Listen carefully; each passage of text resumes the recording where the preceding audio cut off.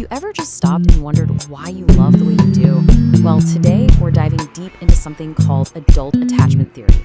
Think of it as the hidden blueprint that's been shaping your closest relationships your entire life. It's fascinating stuff.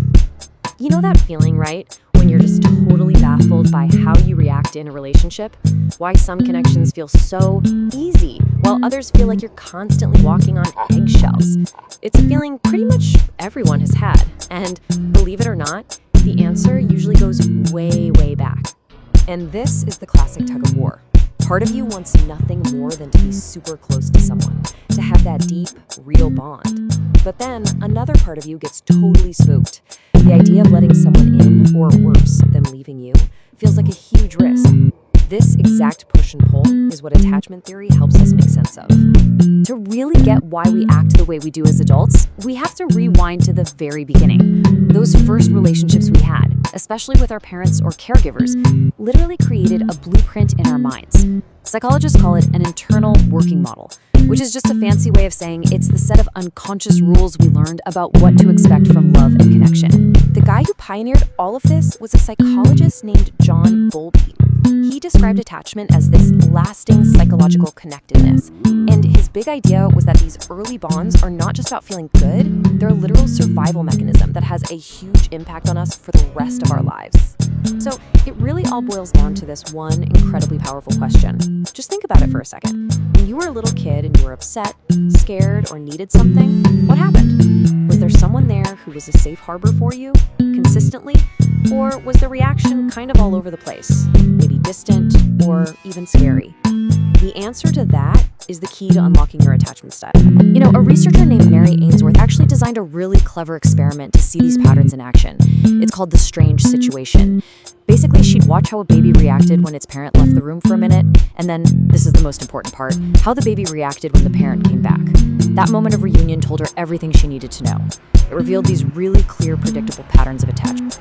So, what happens to these patterns when we grow up? Well, they don't just disappear, they kind of evolve. They turn into 4 main attachment styles that really influence how we navigate our adult relationships. Not just romantic ones, but friendships too. Let's break them down. Okay, this chart is fantastic because it lays it all out so clearly. Look at the patterns here. If you're secure, you generally feel good about yourself and others, so closeness feels natural. If you're anxious, you might not feel so great about yourself, but you see others positively. This makes you crave closeness, but always worry if you're good enough. Avoidance? They're the opposite.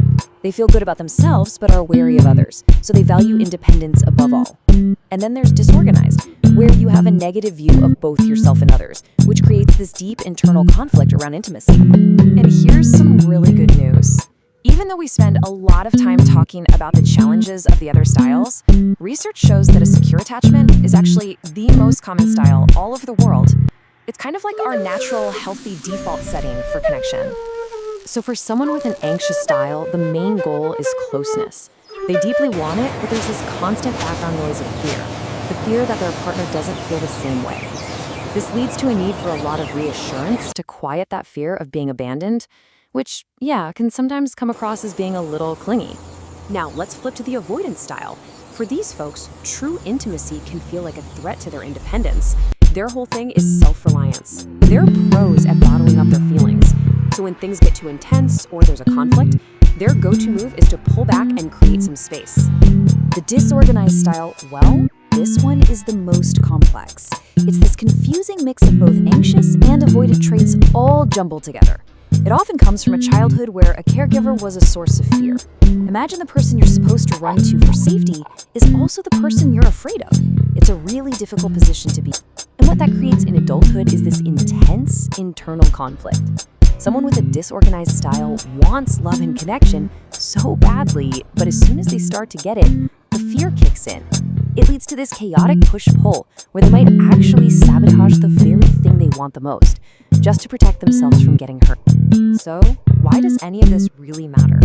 Well, because your attachment style isn't just about who you date. It's way bigger than that.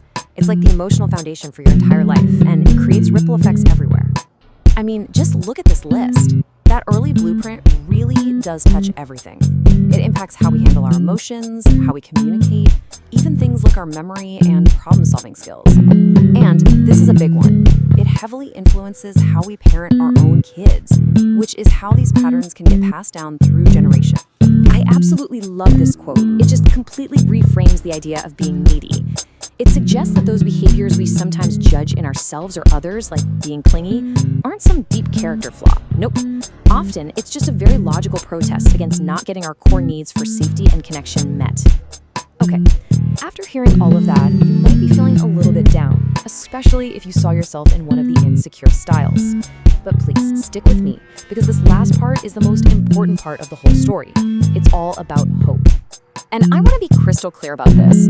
Your attachment style is not a life sentence. It is not set in stone. Our brains are amazing, and we have the ability to learn new ways of connecting with people our entire lives. This gets at a really powerful idea called earned security. It means exactly what it sounds like.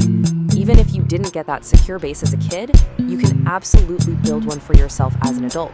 Through things like self-awareness, therapy, or even just being in a loving, stable relationship with a secure partner, you can heal those old patterns.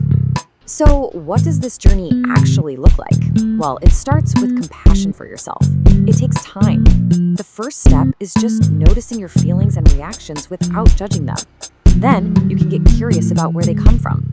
Again, no blame here. Understand that your reactions are usually just your attachment style trying to protect you. Once you can see that, you can start to choose new, healthier responses. Understanding all this is huge, but it's taking action that really creates change. So I want to leave you with this question. What's one small thing you can do today for yourself or in a relationship to start building a more secure connection? Thanks for exploring this